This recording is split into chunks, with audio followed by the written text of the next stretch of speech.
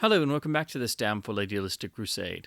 The British Film Institute, or BFI, has announced their first Film on Film Festival, which takes place in June. It's June 8th through the 11th of this year, 2023.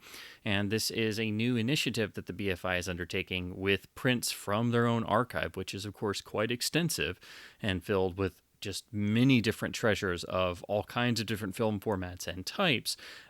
This festival is designed to get people to experience the magic of seeing a print projected and actually having film running through a projector and experiencing that. But instead of what you see at most festivals featuring catalog titles and restorations, of course, where it's a mixture and primarily all digital based or DCPs with a few film prints sprinkled in between, or at least a significant focus on film prints, this is entirely film based. So you can feel my envy for anybody in the UK who has the ability to go, because this isn't just your typical, we have some famous titles and we have 5 or 10 and they're 35 millimeter and they're recent prints or they're new prints. No, these are all taken from the BFI's archives. Some of them are new prints and some of them are part of their initiative to get new prints struck. But these are primarily coming straight from their archive, and they are not just doing 35 millimeter presentations. No, they are really doubling down on this film initiative. So this Film on Film Festival features 8 millimeter screenings, 16 millimeter screenings, 35 millimeter screenings, 3D dual 35 millimeter print screenings, which is really interesting because that hardly happens anymore, and a handful of 70 millimeter presentations, and of course IMAX, which is its own separate thing. So you've technically got all of those presentations as part of this festival in terms of the formats that are being displayed. So the range of materials in terms of the titles that are being exhibited is really substantial. And even though it's just only a couple days, again, the 8th through the 11th in June, they have really tried to dig up some interesting elements. And the actual prints they're showing are not all just your standard run-of-the-mill prints.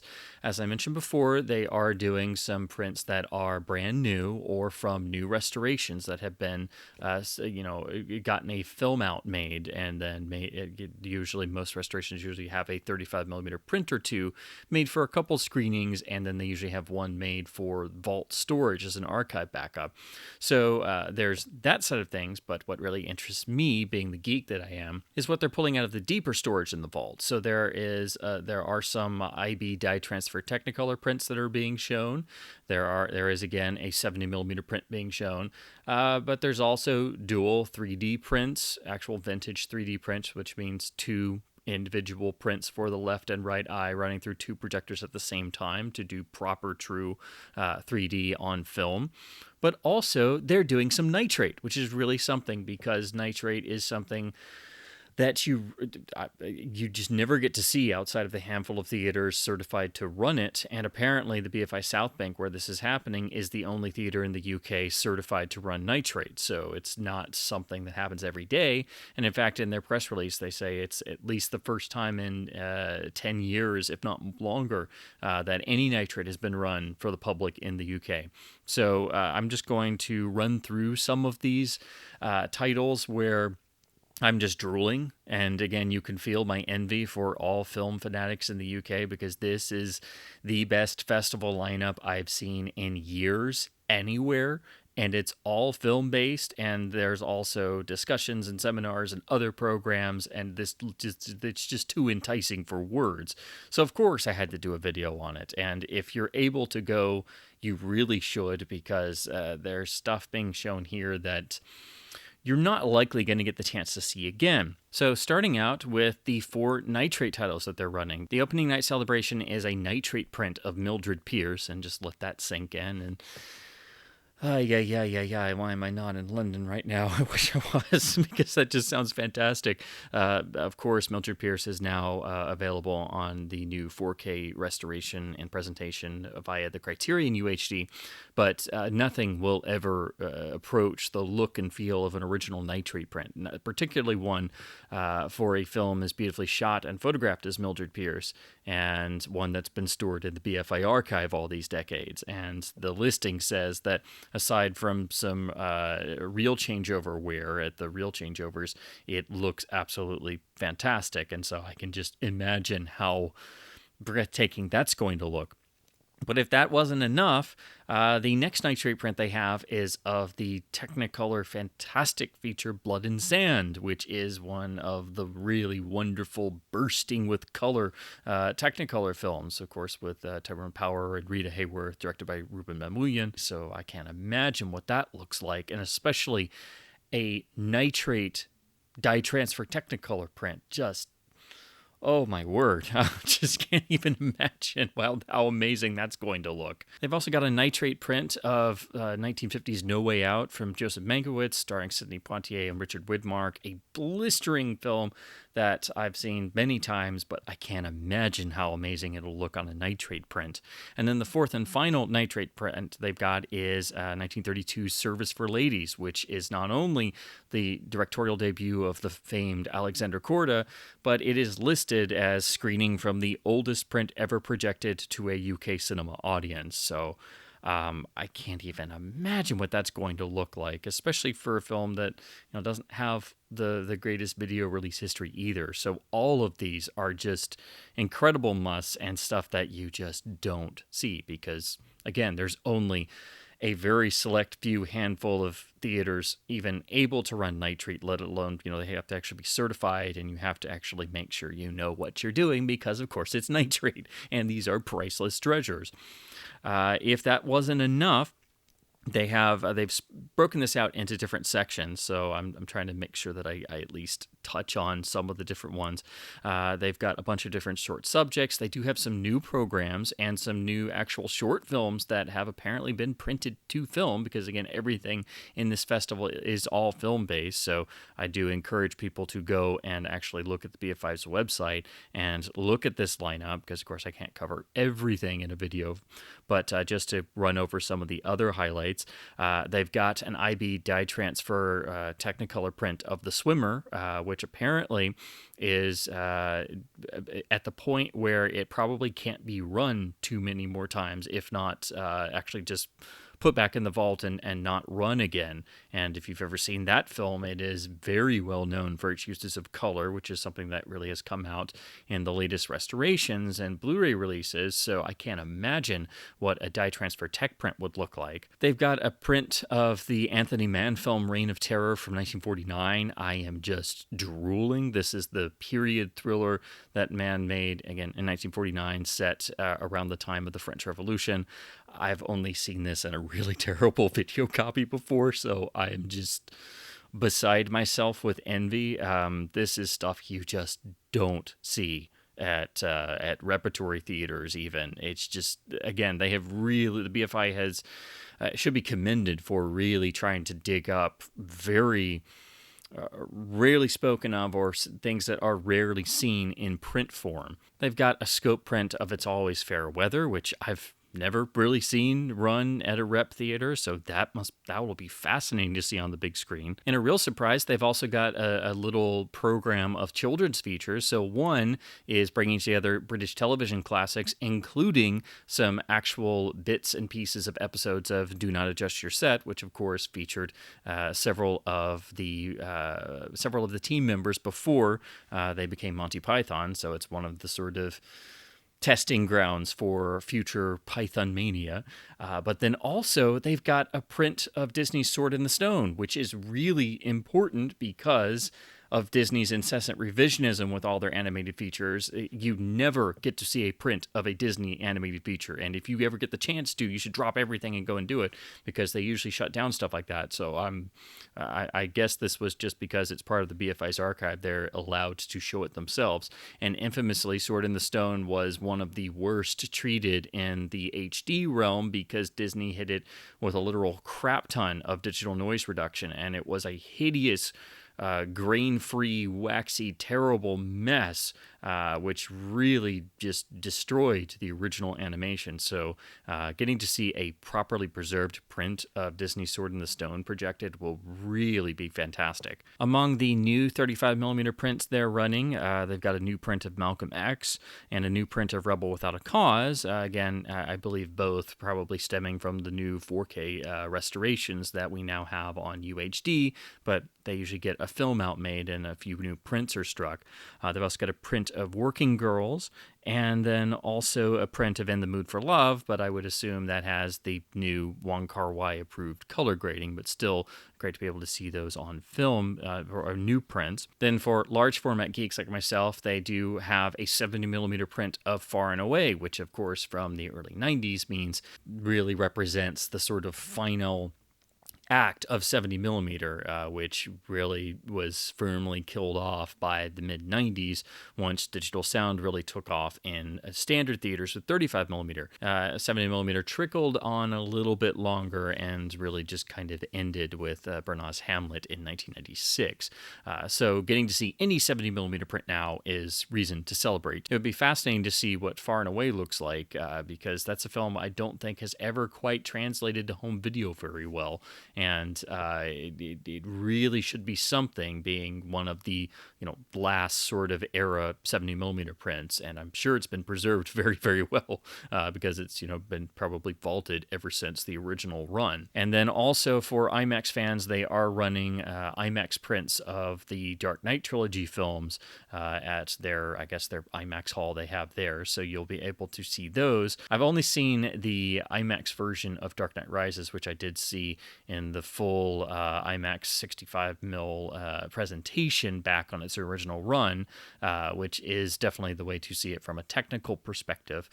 So that'll be great for those who didn't get to see those on the original IMAX presentation runs. If that wasn't enough, as I've said before, they are doing a 3D run of presentations, and these are not the modern DCPs or the modern restorations. These are true dual projection 3D showings of 3 of the big titles. So they are running a 3D print and presentation of Hondo. I should say a 3D dual print, because of course this means they're running an original 3D release print for both the left eye and the right eye with a proper dual projector setup, which is something you just don't see anymore. Anytime you see 3D listed, it's almost always going to be the DCP of the bigger titles that have been done in the digital realm, and that's what they'll get sent, because most theaters are not set up for real film-based 3D projection, and even if they were, it probably hasn't been done in a while, and you have to have somebody who actually knows what they're doing, and it's very, very sensitive, so you have to set it up just right. So this is going to be amazing for people who get to go. So they're showing Hondo, which does really need a new and better transfer on disc. But then they're also, if that wasn't enough, they're really doing the 2 biggest 3D titles, not counting Creature from the Black Lagoon, which also needs a redo really badly compared to what it looks like on Blu-ray. They are doing a 3D film presentation of House of Wax. And it's, again, this is not a DCP. This is actually, as far as I can tell, it will be an original release print of House of Wax or a reissue of the 3D version of the true dual print, real proper 3D edition, which is the perfect and intended way to see these films. And nothing will ever quite replicate that film experience. So I'm really excited to hear how this goes. And if that wasn't enough, they are actually doing Dial M for Murder this way as well, which is really mind-blowing, because as most people probably know, Dial M for Murder, by the time it came out, the 3D sort of craze had started to sort of wane a little bit, and most people did not get the chance to see Dial M for Murder in 3D. It was shown what is termed flat. The standard version, the 2D version, was what most people saw and what turned up on every home video release up until the 3D version was finally restored for the Blu-ray edition. So getting to see an original dual 3D print release projected properly is just, I wish plane tickets weren't so expensive, because these combined with the nitrate showings and some 70mm, I'm just like, oh gosh, I need to be there. I just wish it wasn't so expensive. And you can just feel my envy, all you wonderful people in the UK who get to go to this festival. I am so jealous. But I never thought I would see these two in particular, but an actual 3D film-based section of a film festival, particularly for House of Wax and Dial M for Murder, because those are under Warner, and they're just going to send you the DCP of what's on the Blu-ray. And again, I wish airfare wasn't so expensive, because I would be here otherwise. Okay. Again, the degree of treasures they're really pulling out of the vault. If you have the ability to go to this festival, you absolutely have to. And then to close out the festival, the closing night film, and again, feel my envy, is an IB dye transfer Technicolor original release print of Jaws with, of course, the original all-important mono soundtrack.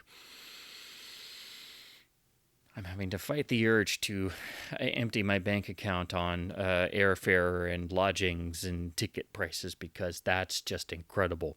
That's the type of print you'll never get to see again, because Jaws was run to death and reissued many times, and you never see it projected on film anymore. It's always the DCP. First it was the DCP of the Blu-ray, now it's the DCP of the 4K master. I'm glad they finally put some work into it, but I still don't think it's perfect. And I had a lot of issues with the Blu-ray HD master, and the sound mixes are still terrible, and the original mono has never been, it still sounds best on the old Laserdisc. And I've always wanted to be able to see Jaws from an original preserved print that wasn't just deteriorated to heck and back, with the original mono soundtrack and a theater. So, the 90% of Jaws prints you're going to find out there, regardless of what form they're in, 8mm, 16mm, 35mm, because it's 1975, most of them are going to have no color. They're going to be totally pink. The color is going to be totally faded. So you're going to have to find one of the rare dye transfer prints, which don't exist in this country, because dye transfer printing ended with The Godfather Part 2 in 1974. So all American prints of Jaws are totally faded, and there's no color left in them if they're not destroyed and deteriorated and have vinegar syndrome and all the not fun stuff. In the UK, British Technicolor Labs kept doing IB Technicolor dye transfer printing at least through Star Wars in 1977. So that means the only properly preserved color prints of Jaws are going to be British Technicolor dye transfer prints, which there can't be that many of out there. So the fact that the BFI is showing their pristine original dye transfer release print of Jaws as the closing night entry is not just we've got a print of Jaws. No, this is, again, one of those once-in-a-lifetime moments of being able to see something you're never going to get to see again. Jaws will never look and sound exactly like that. And IB Technicolor prints never fade. And when it's been properly vaulted and preserved like this in the BFI's vault all these years, I can't even imagine how amazing that experience is going to be. And it's going to make even the latest 4K DCP look like nothing, because it is not the same. And of course, the 4K DCP has that awful 7.1 remix, which is not as good as the original mono track. So that is an amazing closing night entry. So again, I've only gone over some of the highlights. Everything in this festival is film-based. They just announced the lineup this week, but apparently tickets go on sale in May. So you'll be able to go on their website and try and get tickets for as many screenings as you can. Please, if you have the ability to go to this, go. You are not going to ever probably be able to see some of these prints again. This is such a rarity these days to see any print projected, let alone 70 millimeter dye transfer Technicolor prints straight from the BFI's vault, but also getting nitrate projected. That doesn't happen anymore outside of one or two very small nitrate festivals. Here in the US, I think we only have like 3 theaters that are allowed to run nitrate. I think it's Library of Congress, George Eastman House, and I think the American Cinematheque, although Netflix is unfortunately messing around with the Egyptian theater quite badly, so I guess we're down to just 2. And again, as per the BFI, their theater is the only nitrate equipped theater in the UK. So in the UK, there's only 1. So those are the real standouts, your once in a lifetime type moments. But that, in addition to running actual dual 3D film prints of Hondo, House of Wax, and Dial M for Murder, I'm just like, oh my God, this is the best film festival lineup I've ever seen. And it's all film. And they're also doing plenty of historical materials and original vintage British shorts and even government wartime pieces and things on 8mm and 16mm. So it's a wonderfully varied program with a great overview of history. But I think the real impetus is getting people to experience seeing films on actual film prints and to understand how it's a really special thing, and as pristine and as perfect as a DCP can be in terms of playback and always being the same consistency, it's never quite the same. And even when you have a really good restoration, it never quite gets that same electricity in the air, that there is actual film running through the gate, and that there's some living, breathing quality to the images flickering on the screen. And it's become such a rare thing to be able to do these days. And usually, we don't have as many real projectionists anymore, and then trying to get to a film screening and then hoping that it's done well enough and you're not gnashing your teeth at bad projection or